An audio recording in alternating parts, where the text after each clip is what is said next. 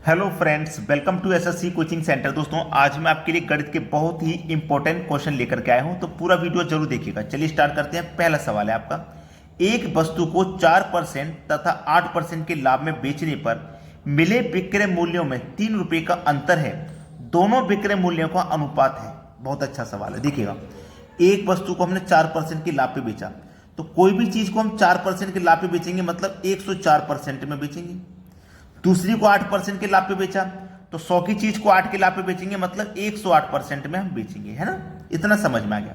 चलिए इसे कटा के छोटा कर लो। 4 से कट जाएगा 26 बार में, और 4 से कट जाएगा ये 27 बार में, तो ये 26:27 हो गया। ठीक है।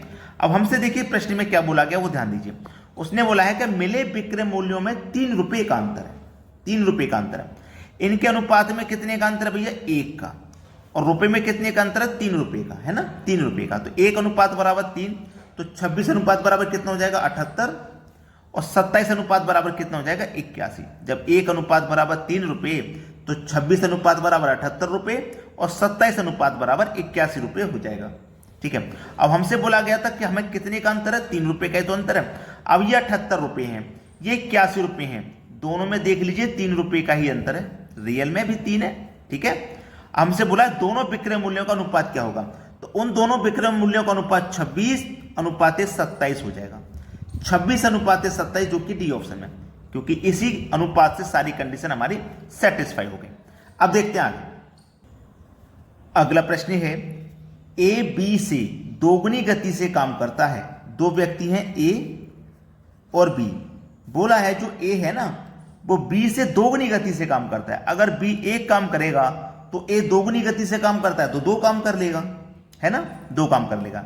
यदि दोनों साथ मिलकर काम करके 12 दिन में पूरा करते हैं, अगर दोनों साथ में काम करेंगे तो काम को कितने दिन में कर लेंगे भैया? 12 दिन में। दोनों साथ में करेंगे तो चलिए, दोनों साथ में करेंगे तो 12 दिन में कर लेंगे। अब ए करता है एक दिन में 2 काम, बी करता है एक दिन में 1। अगर ये दोनों मिल जाएंगे तो एक दिन में कितना काम करेंगे? एक दिन में काम करेंगे 3। एक दिन में काम करेंगे 3, और ये 12 दिन में काम को खत्म करना है पूरा, तो 12 दिन में इन्होंने कितना काम कर दिया होगा? 36 काम। इसका मतलब यह है कि जो टोटल काम था वो 36 था। अब बोला है बी उसको कर सकता है, यानी कि बी उस काम को करने में कितना समय लगेगा? टोटल काम कितना भैया? 36 है। बी एक दिन में 1 काम करता है, तो 36 को करने में कितना लंबा समय लेगा? 36 दिन का ही समय लेगा वो, 36 दिन। सी ऑप्शन बिल्कुल सही जवाब हो जाएगा। चलिए अब देखते हैं आगे। अगला प्रश्न है, किसी व्यक्ति के पास कुछ मुर्गियां तथा गाय हैं।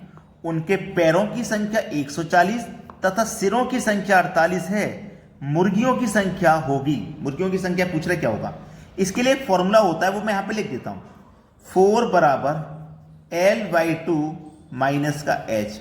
ये 4 के बराबर है फॉर्मूला। इसका मतलब है कि आंसर जो आएगा वो 4 पैर वाले जानवर की संख्या निकल के आएगी, 4 पैर वाले जानवर की। अब आपसे पूछा है मुर्गियों की संख्या, तो मुर्गी के तो 2 पैर होते हैं, तो इसी फॉर्मूले से हो जाएगा। चलिए 4 बराबर एल का मतलब है लेग्स, लेग्स मतलब पैरों की संख्या, तो पैरों की संख्या 140 है, divide by 2 minus H. H का मतलब है हेड, हेड मतलब सिर, तो सिर आपके पास 48 है।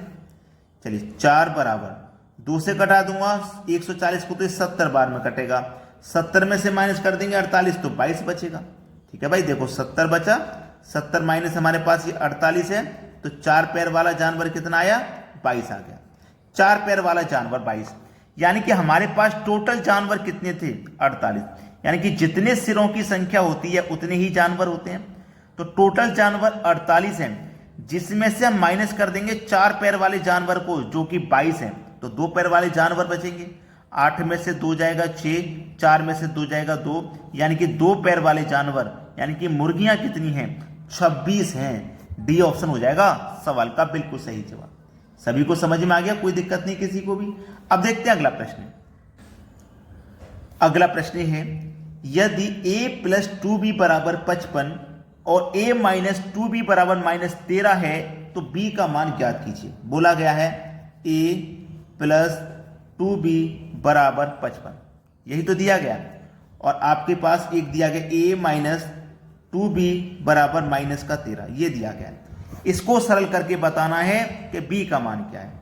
देखिएगा ए प्लस का तो ए और ए 2a हो गया, प्लस का बी माइनस का 2b, प्लस का 2b माइनस का 2b ये कट जाएगा, बराबर 55 में से माइनस के 13 घटा देंगे तो 42 बचेगा, यानी कि 2a बराबर 42। तो a बराबर भैया कितना 42 में क्या करेंगे, ये गुने में 2, इधर आके डिवाइड में 2 से 42 कट जाएगा 21 बार में, मतलब a का जो मान है वो 21 है। a का मान सबसे पहले आपने निकाल लिया, अब b का मान भी आसानी से निकाल लीजिए। b का मान आप आसानी से निकाल लोगे। आप कैसे निकालोगे, देखो मेरे पास 2 समीकरण है, एक समीकरण ये है और दूसरा समीकरण ये, दोनों में से किसी भी एक समीकरण में आप मान रख दीजिए, b का मान निकल के आ जाएगा, किसी भी जगह रख दीजिए। तो ये पहला समीकरण है, मैं इसमें रख देता हूं, a का मान मेरा कितना 21, तो मैं a की जगह 21 रख दूंगा, प्लस का 2b बराबर का 55, ठीक है। चलिए 2b बराबर 55, ये प्लस का 21 बराबर के इधर आके माइनस का 21 हो जाएगा, ठीक है ना। तो 2b बराबर 55 में से चला जाएगा 21 तो 34 बचेगा, ठीक है।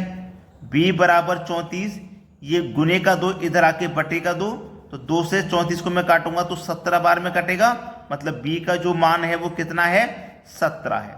हो गया आपका आंसर 17। सी ऑप्शन बिल्कुल सही जवाब है। सभी को समझ में आ गया।